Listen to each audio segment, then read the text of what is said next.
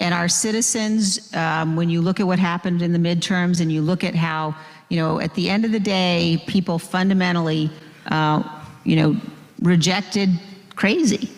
And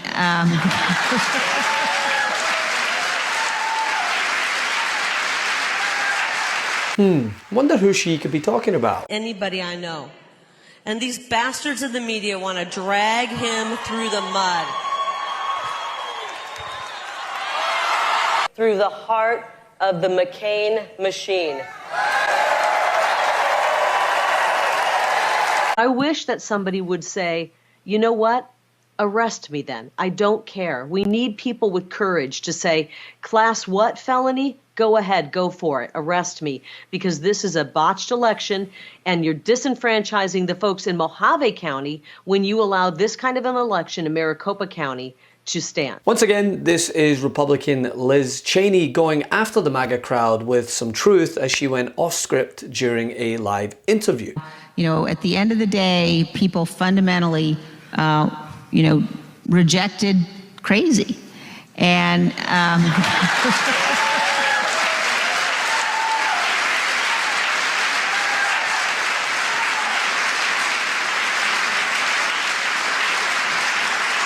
Cheney, who is fresh from calling Donald Trump unfit to hold any office recently at the January 6 hearings. With this noble act, George Washington established the indispensable example of the peaceful transfer of power in our nation. Standing on the west front of the Capitol in 1981, President Ronald Reagan described it this way: the orderly transfer of authority as called for in the Constitution routinely takes place, as it has for almost 2 centuries, and few of us stop to think how unique we really are. In the eyes of many in the world, this every 4-year ceremony that we accept as normal is nothing less than a miracle. Every president in our history has defended this orderly transfer of authority, except one. No man who would behave that way at that moment in time can ever serve in any position of authority in our nation again. He is unfit for any office. Decided to expand on that subject and go for not only Donald Trump, but those who subscribed to his radical ideology. Now, it doesn't take Sherlock Holmes to figure out who she's referencing. We have serious problems with the way our elections are run. Let me just read from some affidavits of people who were taking part in Election Day voting, which was a massive number of Republicans and independents who showed up. This man says, at 7 o'clock, a marshal announced that voting time was over to the line outside of the building, with over 100 voters still standing in line. 4 or 5 voters arrived immediately thereafter and were very upset. One voter came to the side door to speak to a supervisor. He was shouting that he's being disenfranchised, that he's voted for 20 years without a problem, but he couldn't find a parking spot and went to the wrong side of the building. The voter appeared again at the back door. The inspector called police on the voter, and the police escorted him out. These lines of 1 to 2 hours were too long for many voters. Now, while she's simply stating the obvious, or what most people would deem obvious, it's not obvious to her Republican colleagues. See, for instance, how Kevin McCarthy continues to dodge every single question regarding Trump's radical actions, and of course Mitch McConnell's expert ability to dodge answering a question by spewing a bunch of words but saying nothing at all.